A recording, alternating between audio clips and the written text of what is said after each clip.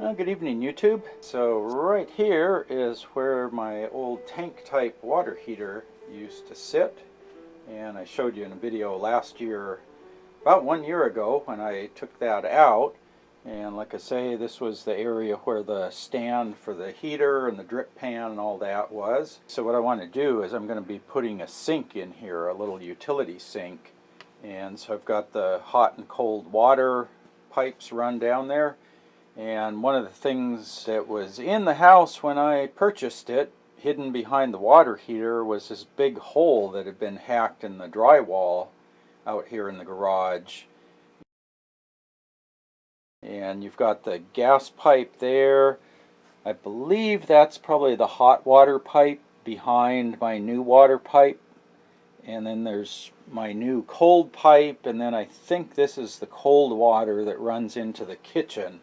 So there's all this plumbing here, and my guess is that sometime in the past there was a problem here and they hacked that open. Get the hole plugged, and I probably stuffed some insulation up here since that's the hot water pipe. I don't want to permanently seal that in because I figure if there was a problem here at one point in the past, this probably will be a problem at some time in the future, so I want to make it easy to get in here. Okay, so there I've got the board in there, and you can see how I have the slot lined up over the water pipe, so that'll be pushed back once I cut a little bit of the drywall out of the way. I figured it was easier to cut the opening for the pipe, drop that down over there, and then I can mark where this edge is. I know where the top is because I know how high the board is, and then you can see over on the side my line doesn't quite line up, so the line that I drew from measurements is in the wrong spot. So that's the first step in the process. And then up a little higher, I've put this board here, screwed that to the wall.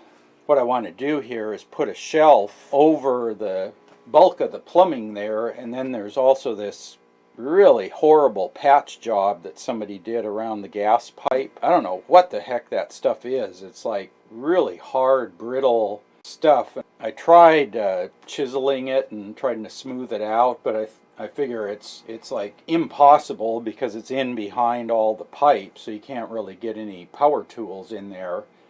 So let me show you what's going in there. So what I have is a shelf that's going to fit back in here.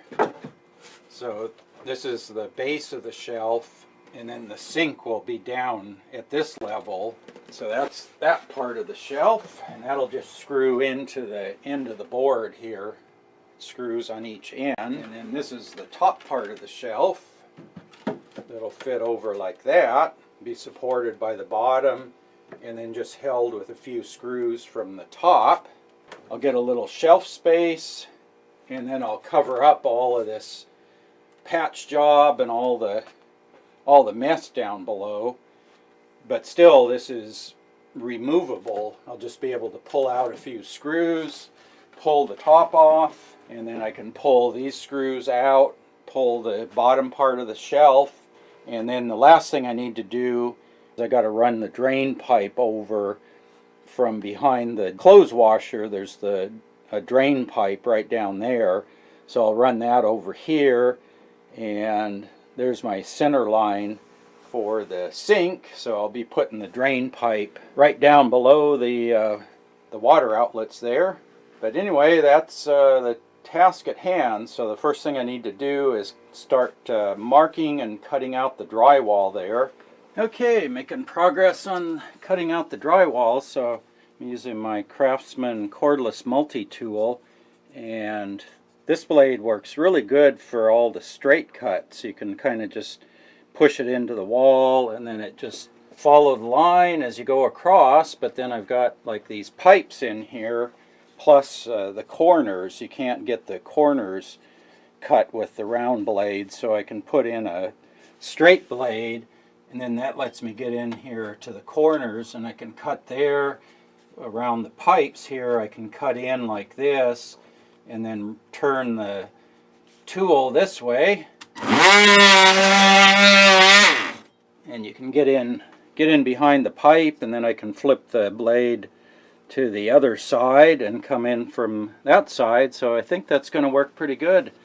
So just get this cut out, and then I can see about fitting the board in there, make sure it fits. So probably have to do a little bit of trimming on the edges there. Okay, success YouTube. Got the board to fit in the opening there. So yeah, the only problem I ran into is I was thinking the board would be far enough back to be on the actual OD of the pipe, but it sits out just far enough that it catches the threaded part of the 90-degree elbow there. So I had to basically enlarge the slot to clear that wider fitting. But yeah, I think that's going to work pretty good.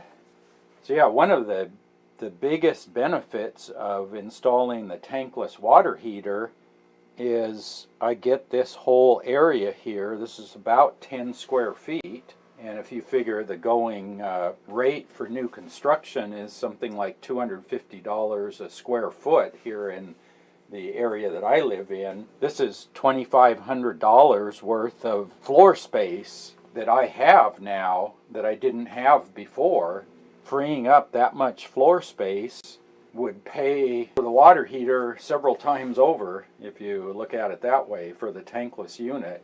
I've been wanting to do this ever since I moved into the house. You know, this is the spot for a sink. You've got the clothes washer here, the dryer there, there's drain, there's hot and cold water, but there was no room before, so I never had the space to put in a sink. And now I finally have the room.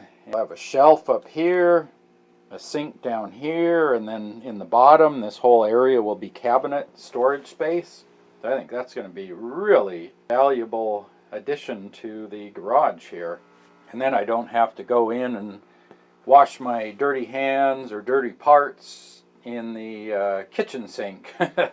So I'll keep the kitchen sink a lot cleaner, and I'll save trips running in and out of the house. You know, I have to run into the house to wash something off and then bring it back out, and you're tracking metal chips and dirt and grease and whatnot. So I think this will be really handy. I can keep all the dirty stuff out here, big utility sink, and then yeah, so that right there, this area of clear floor space is probably the biggest benefit of installing a tankless water heater, because the tankless just hangs on the wall here. It doesn't take up any floor space, and it's right above the clothes washers. You can't put anything on the wall there anyway. So yeah, I think that was the big payoff for the tankless water heater is 10 square feet of floor space, and that'll be just the perfect place for a utility sink. So yeah, I'll come back, I'll show you, maybe do an update in the next couple of days once I get a little farther here. I'll show you this all screwed in place, everything painted up, and get the drain pipe over here, figure out where I want to put that.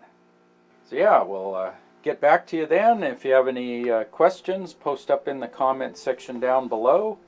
I'll put some of the other videos over here on the left side. You can check those out. And as always, thanks for watching.